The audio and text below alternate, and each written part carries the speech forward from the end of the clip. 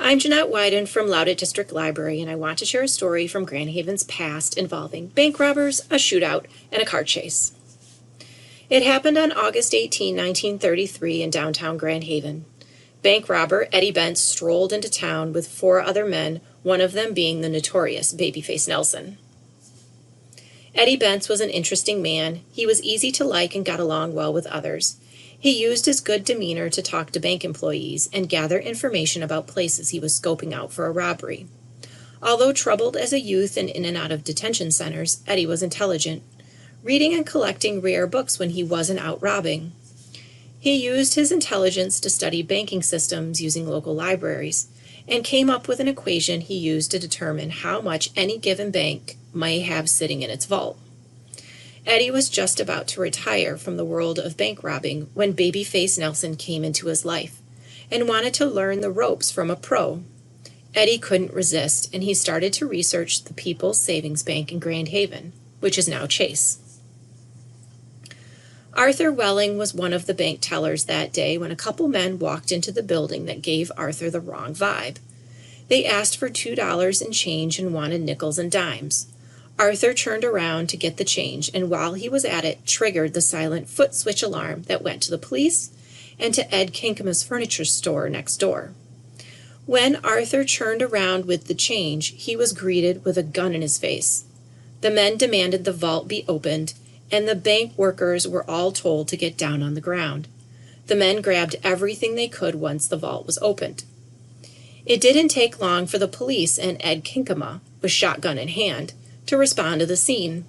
The robber's getaway driver spotted Ed Kinkama with his gun and took off, realizing the robbery was a bust.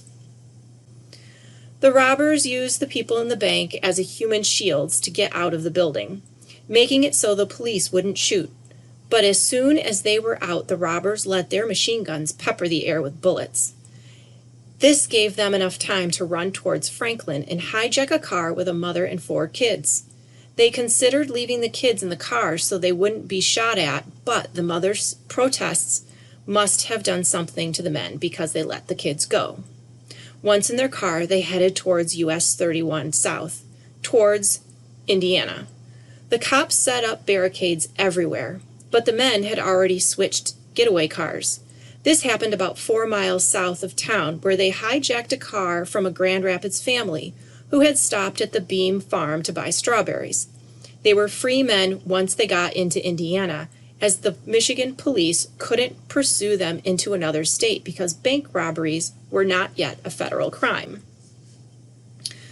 Only 4 people were wounded by the gunfight, and one of the robbers was caught when Ed Kinkama knocked him out with the butt of his gun. The captured man wouldn't talk and give the names of the men he had been with. It's said that the getaway driver disappeared and was never found. Bentz, whose ability to fence stolen bonds, earned him the grudging respect of none other than J. Edgar Hoover himself. Later told FBI agents he buried $20,000 in bonds and traveler's checks from the Grand Haven heist in 2 glass jars somewhere in southwest Michigan. The final bank count, however, was $2,500 in cash and $6,400 in bank checks. Ted Bentz, Eddie's brother, was identified as one of the robbers and stood trial in Grand Haven for the People's Bank robbery. He always maintained his innocence.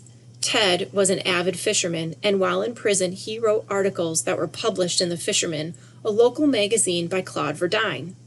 Verdine became convinced of Ted's innocence and was instrumental in working for his release from prison. On November 17, 1955, Ted was paroled from prison after serving 21 years. I hope you enjoyed this story from Grand Haven's past. Here is Christina with some suggestions from Loudoun District Library's collection. Thanks, Jeanette. If that story piqued your interest in all things gangster, do I have some recommendations for you. The Loudoun District Library has true crime books about some of the country's most notorious gangsters, including Al Capone and John Dillinger. If fiction's more your style, we also have some titles featuring 30s gangsters or the detectives that try to take them down. Our collection includes Undertow by Michigan author Henry Granger. The novel is all about Eddie Bentz, who comes out of retirement to teach Babyface Nelson all about bank robbery. Sound familiar? In addition to our print collection, we also offer titles on our digital platform, Hoopla. Here you can find some true crime that details the rise of organized crime in Detroit and Chicago. Or you can read some fictional accounts of the lives of Al Capone and John Dillinger with these titles. If a movie is what you're looking for, we offer a great selection of DVDs, like The Untouchables, starring Kevin Costner as Prohibition agent Elliot Ness and Robert De Niro as Al Capone. Also, fun fact, The Road to Perdition filmed some scenes in Saugatuck. We also offer some movies on Hoopla, like the ones featured here. Or you can hop onto Canopy and enjoy a 6-part documentary called Gangster Empire: Rise of the Mob.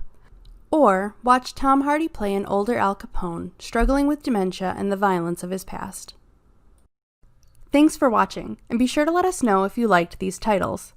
If you'd like to learn more local history, visit Jeanette in the Local History Department on Mondays, Wednesdays, and Fridays, or visit the Loudoun District Library Genealogy Facebook page.